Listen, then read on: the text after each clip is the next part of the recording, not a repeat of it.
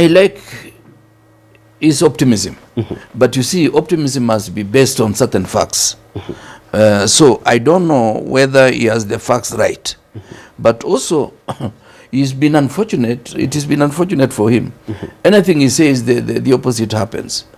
Even including the fact that he said El Nino was not going to be there. Then the following week, there was so much rain. So at times I say, he should not be saying some of these things. You can win an election through propaganda.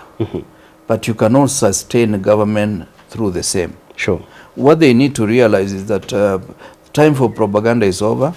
It is now real work. I would rather advise my good young brother, the deputy president, that when you do not have something to say, keep quiet.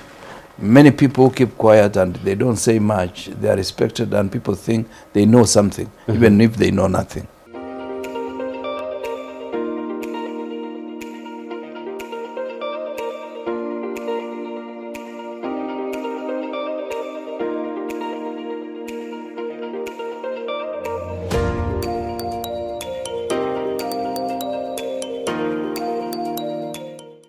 And you're just in time for your weekly edition of Business Glide, your go-to point on matters public policy analysis, business and economics at large, hosted by yours truly, Richard Mwenjo. It is indeed an honor to have you on board. Now today we're going to discuss a plethora of issues in the world of Kenya's economy and also some governance issues therein. And who better to help me unpack that conversation than former cabinet minister and a renowned public scholar, the first of his name, Mheshimiwa Kipruto Arap Kirwa. Yes. Welcome on board. Thank you so much. It's actually an honor to have you on board. It's also my pleasure because this is a very interesting forum. All right. That we are able to share with Kenyans and other people all over the world. Very well. Yes. Very well. At one point, actually, in my upbringing, I was one of your constituents. Yeah, thank you. And it's a real meeting you today, many years later. Many years later. It's a very interesting. At times, I meet so many people that when they introduce themselves, then I know them. Because as an MP for the 20 years I served you people of Cherangani, I spent a bit of time traveling and knowing people within the constituency. Sure. That is something that I still cherish because there is no corner of the constituency that I don't know somebody. That's good. Yeah, so I'm happy. And as you've said, your father served with me in the same constituency as a chairman of the board. Discussion for another day. Yes, straight into today's conversation, sir. And we're talking matters where the country is headed to, and more particularly the state of the economy. When this new administration came on board, many people are upbeat that it's going to herald new fortunes for them. But if you look at the latest revelations and sentiments by DP Rigathi Gachagua, and I have to quote him, this is what he said: "This work needs 10 years to achieve something substantial. There is no work you can do within 5 years. The first 5 are for planning, while the other 5 are for execution. Please give Ruto his 10 years. We're just 1 year into this new regime, and we've been asked to give them some grace of time, at least 10 years, for us to see some commendable job from them. What does this really make you feel and even imagine as a citizen?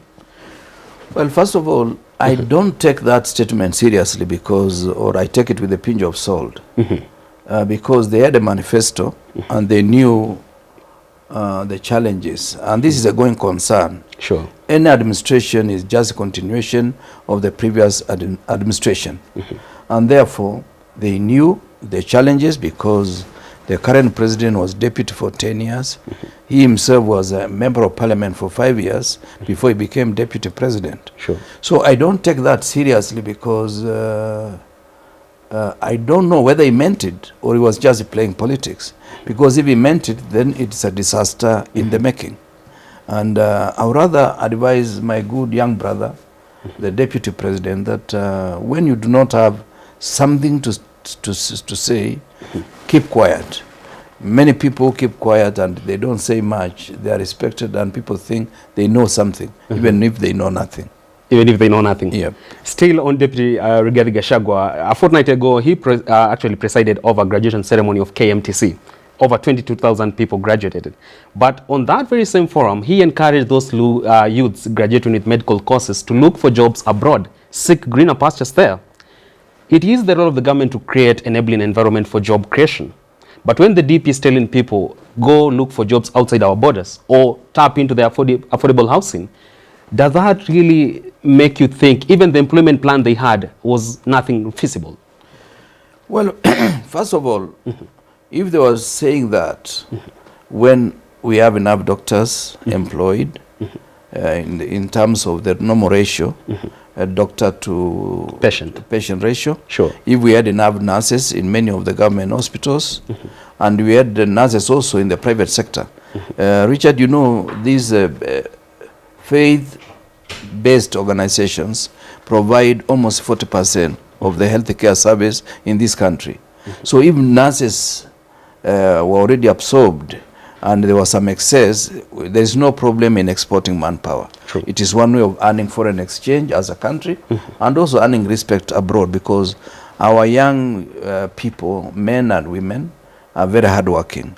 And regardless of what people think about the 844, personally, I taught for 2 years in that particular program, and I know the content is right. What we just needed is to tweak the content and allow it to reflect the needs of the day. So for him to tell Kenyans that go abroad without saying what plans do they have internally first before we export excess is something that worries me as a leader, and worries me about our own deputy president. Does he think that Kenyans don't deserve the best of the services? Doesn't he realize that we do not have enough doctors, we don't have enough nurses, and even we don't have enough teachers? Because you see, basically, as a trained teacher, what I know is that curriculum is supposed to be tailored in a way that whatever you produce is ready for the market, and once you satisfy the conditions internally, then you can export extra to other countries of the world. Very well then. Yeah. And now advancing that conversation on the economy and looking now at the state of the economy and whether it's really making the needed strides, we've seen Treasury CS Njuguna Ndugu come forth and say they're experiencing liquidity challenges and the economy is at jeopardy, which is actually a contrast of what DP and the president are saying, that the economy is actually booming. When you have the people mandated to look at the economy talk from both ends of their mouth and making different sentiments, does that tell you of people who are not really aware of where the economy is heading to? Yeah, you know, Richard, you can win an election through propaganda, but you cannot sustain government through the same. Sure. What they need to realize is that time for propaganda is over. It is now real work. And some of us, we are willing to support them where we can. And but the challenge is that they are still living in the age of propaganda. All right. Because the reality in Kenya today, we know the economy is not doing well, partly because we have exported labor because of taxes, like the house levy is creating a lot of problems. Some of the companies are relocating to Tanzania, some are relocating to Uganda because the conditions there are better. And some of the companies are downsizing. So in the process, they are laying off many people. For the last 1 year, Kenya Association of Employers declared that 10,000 people have been laid off. Now, laying off 10,000 is a disaster, because this regime said they were going to create jobs for the youth and also for the small enterprises. Now that those small enterprises are shrinking. Today, if you went to certain centers, whether it's Nyakinywa, Sibanga, back at home, Sure. or even you went to this place, Syokimau, you will find most of the motorcycle operators are playing pool because they don't have fuel and they don't have business. And that was the hallmark of President Ruto's campaign theme, that he was going to lift us from the bottom upwards. So it really behoves them to make sure that they address the issues. If there is anything that will make this regime lose, it is their own promises. It's not other people like us in the opposition, Sure. or any other person, those who will be competing with them. It is their promises that will fail them. You've actually mentioned about hustlers, and let me ask you this. Do you consider Ruto to have taken a radical departure from what he promised the hustlers? And what he's doing right now is nothing that will really sort of show some sense of commitment still to that noble cause of uplifting the hustlers? Perhaps his intentions are still noble and possibly still things that at some stage he'll be able to address them. But the parameters that you can see, especially in terms of governance and economic challenges, is that he has veered away. What I know, World Bank and IMF, for those who understand basic economics, Sure. they don't go for projects that have transformative agenda, social transformation. They go for big projects, grandiose projects that they do not really address the basic needs of the people. And any country that has been visited, including our own, by World Bank and IMF, they have come out smarting from a lot of frustration. Remember the structural adjustment programs that we had here in the country? True. What did it do? We retrenched staff. Many people died of depression because we retired them before they were Early ready for retirement. it. Yes, and they had so many challenges. When I took over the Ministry of Agriculture, many officers were frustrated because the extension services were cut off, and therefore they were not traveling, they were just staying at Kilimo House.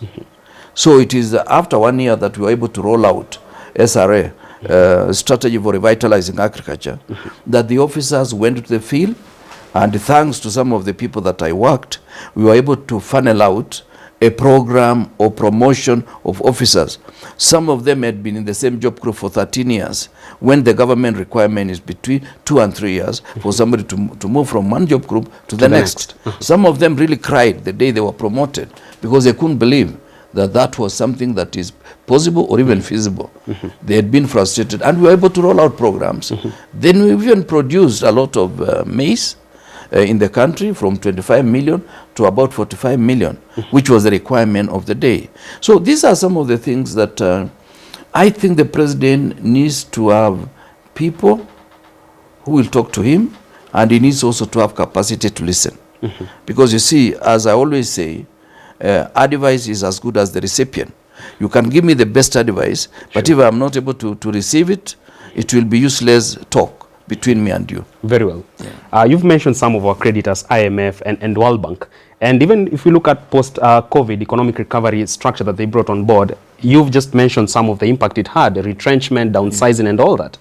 If you look at the latest attachments to our loans, such as privatization of some of the state corporations, some of which are sovereign corporations, would you then say it's high time we take a radical departure from over-reliance in donor support and also from our creditors and try to build self-reliance within our borders? Yeah, I do. I know it's a painful decision for the president to own up. Because I think he made many promises for the sake of winning the election, but some of those promises are not feasible within the framework of our economic capacity. My take is that the president should own up, and Kenyans are very kind. Sure. If he was to give us national address, say, I promised so much, please let us do this little, and just maintain ourselves as we go for ways of recovery.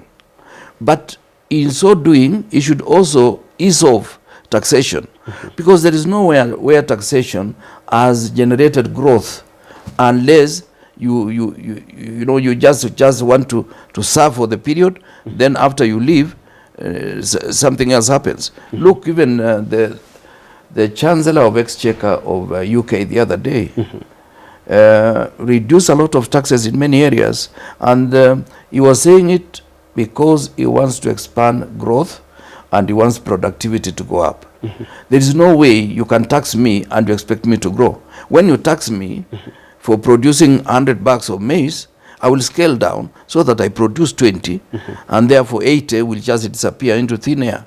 So my take to the president is that he should ease off issues of taxation. Sure.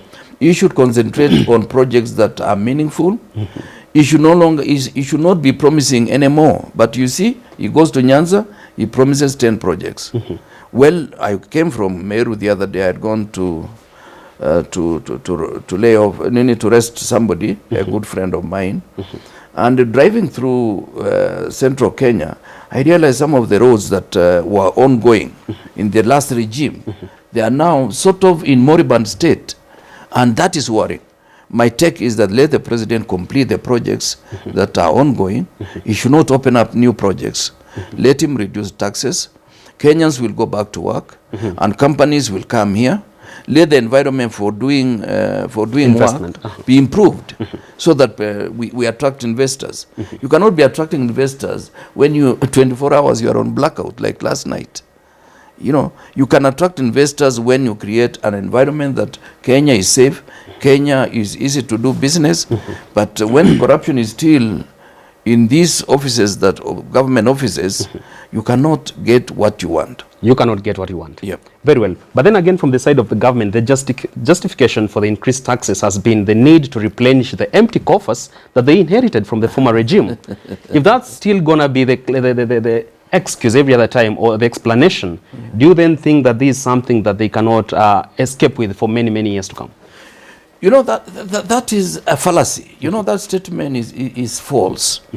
The government, Richard, does not keep money the way you keep money in your account.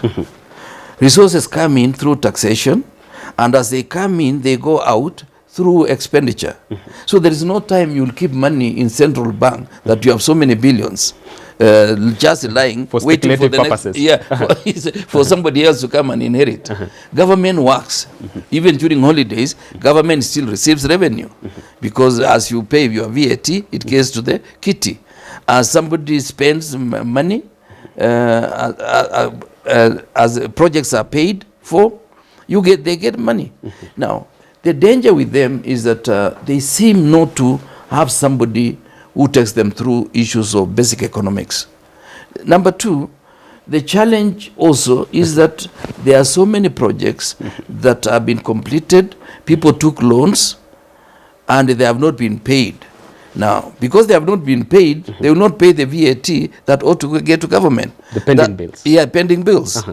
Whether it is in the county or national government, those are areas where they need to strengthen by paying suppliers, by paying contractors. That money will come back to the kitty. You know, because you come from the part of the country where I come from, you know, when we used to release like 1 billion to National Cereals and Produce Board. Sure. You will see activities the following day in Mosbridge, Kitale, Eldoret, people carrying mabatis. You know, that is spending. And when they spend, the government gets VAT. So effectively, when you release 1 billion, you know the government will instantly get 180 million from that 1 billion that you have released to the farmers. Sure. Yeah. So, you know, somebody doesn't have to know a lot of economics. It is basic. Basic economics. Basic economics. You spend, even in America, during the recession, was it recession or depression? Yeah, I think it's one of them in the 40s. What they did was you dig a hole, then you are paid, then you cover it, because they wanted to have some economic stimulus into the economy. That is what Kibaki did, to have certain projects that for economic stimulus, like in Cherangani, Kapsara, health center, and many other places and schools. That money was meant for stimulus, and it came back to the government. Very well. Yeah. But then again, even before we move on to our second part of this conversation, still talking on the need for the president to tone down on his promises, he has a role to inspire the country and sort of profile a sense of hope among the citizens. Do you think that he's overdoing this by now making it more false hope and fake hope, other than true reality of that things are going to be better in the near future? You know, I like his optimism, but you see, optimism must be based on certain facts. So I don't know whether he has the facts right, but also he's been unfortunate. It has been unfortunate for him. Anything he says, the opposite happens, even including the fact that he said El Nino was not going to be there. Then the following week, there was so much rain. So at times I say he should not be saying some of these things, because anything he says, the opposite will happen. He told us the dollar will come down to 120 and perhaps 115. Now the dollar is at 150, going towards 60. Petrol prices, I hope tomorrow on 15th or 14th, when April review. Yeah, reviews, they will reduce by about 30 shillings. Why? The petroleum prices internationally are at the bottom. Have gone down. They have gone down. And therefore, they have no excuse not to reduce. The other day we saw even Gladys Boshele defend it and saying it's because of the global supply chain disruption, Hamas war, Ukraine, Russia war. Yeah. Don't you think there's going to also be another sort of justification coming up even after the April review? You know, the challenge with them is that I think they miss the basic issues about even geography. Where is Israel? Where is Hamas? And where is the oil, the G2G? Which we are calling G2G. Yeah, government to government. We call it gangster to gangster because nobody has told us. Nobody has given us any evidence on what they wrote down. And the president, when he was in Bomet one Sunday, he said the documents are in parliament. You see, parliament is not a store. It's a house of order. It's a house of procedure. Those documents could have been tabled, should have been tabled for us to know that they're in parliament. So when you say they're in parliament, it's not just a store. And that point by Kipruto Arap Kirwa takes us to the wrap of this conversation. He's just said it is not government to government oil deal. It is gangster to gangster oil deal. If there is an ounce of truth in that, it remains to be seen. Until next time on Business Glide, I'm yours truly, Richard Mwenjem. Always a pleasure to have you on board.